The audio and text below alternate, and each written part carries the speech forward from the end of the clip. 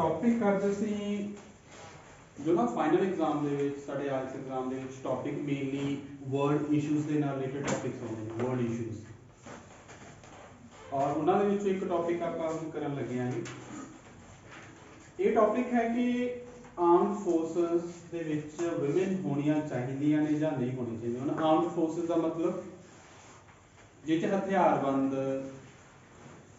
लोग होंदे नेगे जिन्होंने आप सोल्जर्स भी कह दें आगे आर्मी मैन भी कह दें आगे आर्मी विमेन भी कह दें। इंडिया के अगर मैं गल करा BSF CRPF पुलिस ये सारा कुछ की है ये आर्म फोर्सेस के अंडर आ जाता है।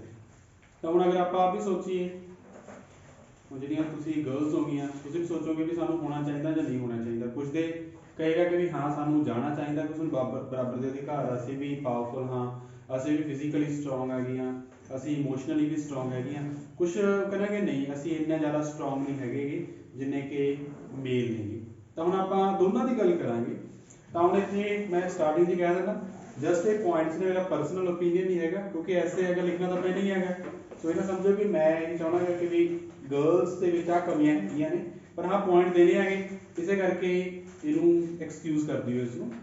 सब तो पहला क्यों नहीं आर्म्ड फोर्सेस दे विच औरतां ने जिहड़ियां भी होणियां चाहिदियां ने क्यों होणियां चाहिदियां ने वैसे अज फैमिनिज्म का रौला चली जाता भी औरतां बराबर ने जी औरतां मोढे नाल मोढा ला के तुरदियां ने औरतां आ करदियां ने वाह करदियां ने ठीक है करदियां ने पॉजिटिव भी हैगी है तो नैगेटिव भी हैगी। तो आप पहला पॉजिटिव ही लेके चलिए क्यों विमेन आर्म्ड फोर्सेस दे विच होणियां चाहिदियां। फर्स्ट रीजन की है जेंडर इक्वैलिटी कि इहदे नाल मेल फीमेल बराबर होंदे ने। कदे फीमेल नूं ये नहीं आउंदा है कि मेरे नाल धक्का होया है मेरे विच डिस्क्रिमिनेशन किया गया मेरे नाल। ते जेंडर इक्वैलिटी नूं अचीव करन दे लई की है औरतां नूं भी बराबर दा हक मिलना चाहिए। यह एक जनरल लाइन हैगी ते BP1 दी फर्स्ट लाइन है तां करके इहनूं इस वे नाल लिखांगे कि जनरल भी लगे पर यह पॉइंट फेवर दे विच भी होवे कि हाँ आर्म्ड फोर्सेस होने चाहिए। सो नंबर 1 जेंडर इक्वैलिटी नूं अचीव करन दे लई विमेन नूं आर्म्ड फोर्सेस दे विच अपॉर्चुनिटी देनियां जरूरी नहीं। नंबर 2 की है कहते औरतां भी एक क्रूशल रोल प्ले करदियां नेगियां कदों उन्होंने एक ना एक तरह की एग्जांपल है वर्ल्ड वॉर 2 दे विच वर्ल्ड वॉर जो 2 हुई सीगी मेरी जिहदे एक पासे अमेरिका सी एक पासे रशिया सीगा तो उहदे विच औरतां ने बहुत बड़ा रोल प्ले कीता सीगा। सिर्फ मेल नहीं सी फीमेल भी उहदे विच अगे लगियां सी लड़ियां सी। ये जस्ट एक एग्जांपल हैगी और वधिया एग्जांपल हैगी ये ऑथेंटिक एग्जांपल हैगी ते लिखनी भी ईजी हैगी। हुण जो दूसरी चीज है की है देखो आ की है नॉन कंबैटेंट वैसे आ वाला वर्ड पहला देख लो कंबैट कंबैट की हुंदा लड़ाई फाइट जिहड़े फाइटर लड़दे नेगे जो आर्म्ड फोर्सेस किसी भी देश के खिलाफ या किसी होर फोर्सेस के खिलाफ लड़ते हैं उन्होंने असीं कॉम्बैट कहने हैं मीनस fight mainly combat armed forces जिहड़ी लड़ाई लड़ते उन्हां दे लिए यूज किया जाता है। हुण ये की है many essential non combat roles can be taken by women in order to free men from combat। So कई तरह के रोल अजिहे होंदे नेगे जो लड़ाई हो रही होंदी हैगी उहदे विच जिवें आपां कहने क्लैरिकल काम कागजी काम जां ऑफिस दे विच बैठ के गल करनी जां लड़ाई दे फील्ड दे विच ना जाना बैटल फील्ड दे विच ना जाना बट इन्फॉर्मेशन ही अगे पहुंचाना भी की कुछ हो रहा ਤਾਂ ਅਸੀਂ उस तरह के काम ਨੂੰ ਜਿਹੜਾ कि बैटलफील्ड ਤੋਂ ਵੱਖਰਾ ਹੁੰਦਾ ਹੈਗਾ ਸਾਹਮਣੇ ਜਿਵੇਂ ਲੜਾਈ ਹੋ ਰਹੀ ਹੈਗੀ ਸ਼ੂਟਿੰਗ ਚੱਲ ਰਹੀ ਹੈਗੀ ਤਾਂ ਉਸ ਤੋਂ ਇਲਾਵਾ बैटलफील्ड ਤੋਂ ਇਲਾਵਾ ਜਿਹੜੇ ਵੀ ਰੋਲ ਹੁੰਦੇ ਆ ਉਹਨੂੰ ਬੋਲਦੇ ਆ ਨॉन ਕੰਬੈਟੈਂਟ ਕਿਉਂਕਿ ਇਹਦੇ ਵਿੱਚ ਲੜਾਈ ਨਹੀਂ ਹੁੰਦੀ। ਤਾਂ ਅਜਿਹੇ ਰੋਲ ਤੁਸੀਂ ਕਹਿ ਸਕਦੇ ਹੋ ਕਿ ਔਰਤਾਂ ਵਧੀਆ ਪਲੇ ਕਰਦੀਆਂ ਨੇਗੀਆਂ ਜਦੋਂ ਇਹੀ ਰੋਲ ਔਰਤਾਂ ਪਲੇ ਕਰਨਗੀਆਂ ਤਾਂ ਕੀ ਹੋਣਗੇ ਮੇਲ ਫ੍ਰੀ ਹੋ ਜਾਣਗੇ ਜਿਹੜੇ ਕੰਮ ਕਰਦੇ ਨੇਗੇ ਤੇ ਉਹ बैटलफील्ड ਤੇ ਜਾ ਕੇ लड़ सकते हैं। इसलिए गर्ल्स नूं विमेन नूं मौका देना चाहिए है कि वह भी फौज दे विच जान ते अपना रोल जिहड़ा है प्ले करन। तुसीं आप देखो अगर 100 आर्मी मैन लड़ रहे ने 20% नेगे वो ऑफिस का काम सामभ रहे नेगे इन्फॉर्मेशन दे रहे नेगे कि लड़ाई कित्थे पहुंची असीं कित्थे पहुंच गए अगर ਉਹੀ 20 ਬੰਦਿਆਂ ਦੀ ਜਗ੍ਹਾ ਦੇ ਉੱਪਰ ਜਿਹੜੇ ਇਨਫੋਰਮੇਸ਼ਨ ਡਿਲੀਵਰ ਕਰ ਰਹੇ ਨੇ ਉਹਨੇ ਜਗ੍ਹਾ ਦੇ ਉੱਪਰ ਲੇਡੀਜ਼ ਕੰਮ ਕਰਨਗੀਆਂ ਤਾਂ 20 ਬੰਦੇ ਆ ਕੇ ਵੀ ਲੜਨਗੇ। ਤਾਂ ਇਹ ਵਾਲਾ ਪੁਆਇੰਟ ਇਹ ਐਕਸਪਲੇਨ ਕਰ ਰਿਹਾ ਹੈ। ਸੋ ਔਰਤਾਂ ਨਾਨ ਕਮੈਂਟ ਜਿਹੜੇ ਰੋਲ ਨੇਗੇ ਉਹਨਾਂ ਨੂੰ ਵਧੀਆ ਪਲੇ ਕਰ ਸਕਦੀਆਂ ਨੇਗੀਆਂ ਤੇ ਆਦਮੀਆਂ ਨੂੰ ਫ੍ਰੀ ਕਰ ਸਕਦੀਆਂ ਤਾਂ ਕਿ ਉਹ ਲੜਾਈ ਦੇ ਵਿੱਚ ਜਾ ਕੇ ਲੜ ਸਕਣ। ਉਸ ਤੋਂ ਬਾਅਦ ਹੈ ਜਿਹੜਾ ਅੱਜ ਦਾ ਮਾਡਰਨ ਬੈਟਲਫੀਲਡ ਹੈ। ਬੈਟਲਫੀਲਡ ਕੀ ਹੁੰਦਾ? ਲੜਾਈ ਦਾ ਮੈਦਾਨ। Leadership skills and techniques expertise are more valuable than brute strength. Brute strength ਕੀ ਹੁੰਦੀ ਹੈਗੀ? ਸਿਰਫ ਪੂਰੀ ਤਾਕਤ। ਬਰੂਟ ਸਟਰੈਂਥ ਦਾ ਇੱਕ ਵਿਸ਼ੇਸ਼ਣ ਹੈ, ਸਟਰੈਂਥ ਨਾਲ ਤਾਕਤ, ਬਰੂਟ ਮਤਲਬ ਬਹੁਤ ਜ਼ਿਆਦਾ। ਬਰੂਟ ਸਟਰੈਂਥ ਮਤਲਬ ਕਿ ਬਹੁਤ ਜ਼ਿਆਦਾ ਤਾਕਤ। ਕਹਿੰਦੇ ਅੱਜ ਦਾ ਜੋ ਮਾਡਰਨ ਬੈਟਲਫੀਲਡ ਹੈ, ਅਗਰ ਆਪਾਂ ਅੱਜ ਦੀ ਗੱਲ ਕਰੀਏ, ਅੱਜ ਦੇਖੋ ਕਿੰਨੀਆਂ ਐਟੋਮੈਟਿਕ ਵੈਪਨ ਨੇਗੇ ਜਾਂ ਹੈਕਿੰਗ ਹੈਗੀ ਹੈ। ਦੇਖੋ ਹੈਕਿੰਗ ਦਾ ਬਿਲਕੁਲ ਮਾਡਰਨ ਇੱਕ ਕਨਸੈਪਟ ਹੈ, ਹੈਕ ਕਰ ਲਓ ਅਗਲੇ ਦੇ ਸਿਸਟਮ ਨੂੰ, ਗਲਤ ਇਨਫੋਰਮੇਸ਼ਨ ਡਿਲੀਵਰ ਕਰ ਦਿਓ। ਤਾਂ ਅੱਜ ਦੇ ਕਹਿੰਦੇ ਮਾਡਰਨ ਬੈਟਲਫੀਲਡ ਦੇ ਵਿੱਚ ਕੀ ਚੀਜ਼ ਦੀ ਜ਼ਿਆਦਾ ਲੋੜ ਹੈਗੀ? ਲੀਡਰਸ਼ਿਪ ਸਕਿੱਲਸ ਦੀ ਤੇ ਟੈਕਨੀਕ ਦੀ ਜ਼ਿਆਦਾ ਲੋੜ ਹੈਗੀ, ਨਾ ਕਿ ਸਟਰੈਂਥ ਦੀ।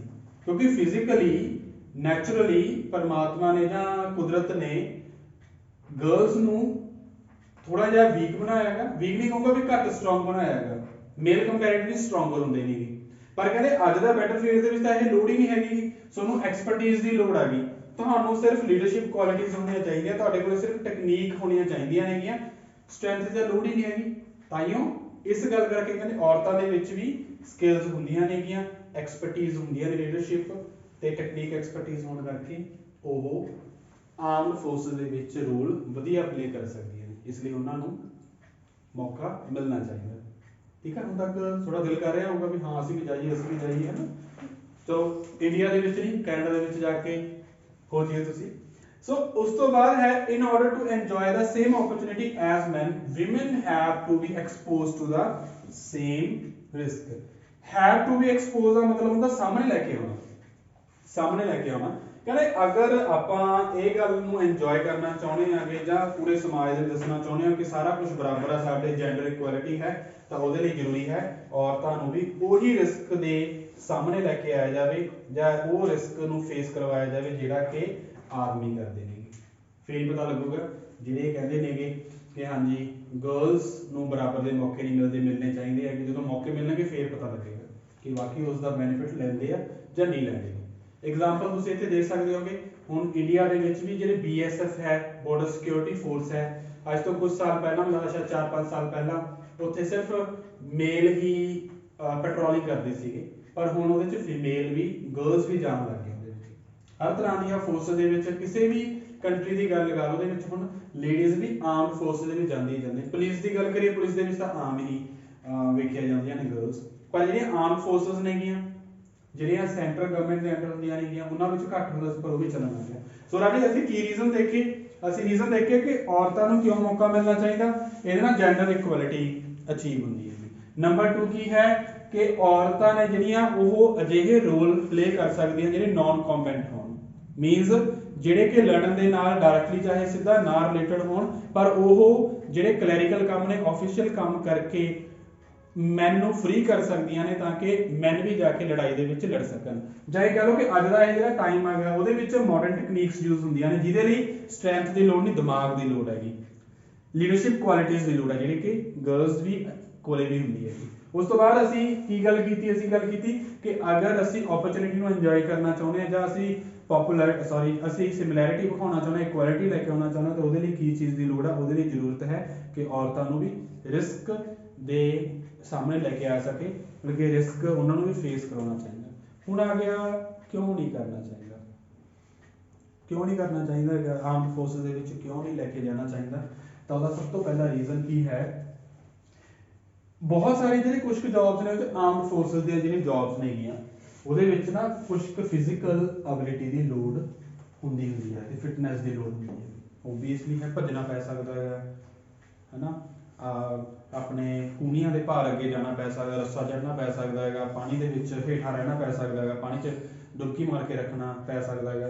ਤਾਂ ਕਹਿੰਦੇ ਕੁਝ ਕੁ ਜਿਹੜੀਆਂ ਆਰਮਡ ਫੋਰਸਿਸ ਨੇਗੀਆਂ ਉਹਨਾਂ ਦੇ ਲਈ ਫਿਜ਼ੀਕਲ ਐਬਿਲਿਟੀ ਤੇ ਫਿਟਨੈਸ ਦੀ ਲੋੜ ਹੁੰਦੀ ਆ ਜਿਹੜੀਆਂ ਔਰਤਾਂ ਕਦੇ ਨਹੀਂ ਪਹੁੰਚ ਸਕਦੀਆਂ। ਇਹ ਗੱਲ ਸੱਚ ਹੈਗੀ ਪਰ ਪੂਰੀ ਸੱਚ ਨਹੀਂ ਹੈਗੀ। पर यह गल हैगी है रियलिटी दे विच, क्योंकि नैचुरली मेल्स नूं फीमेल के कंपैरेटिवली ज़्यादा स्ट्रोंग बनाया, ज़्यादा एंड्योरिंग पावर उन्होंने दी है, फिजिकल स्ट्रेंथ ज़्यादा दी है, तां करके कुछ जॉब जिन्होंने ये चीज़ की लोड़ होंगी है ज़्यादा, उन्होंने औरतां सुटेबल नहीं हैगियां।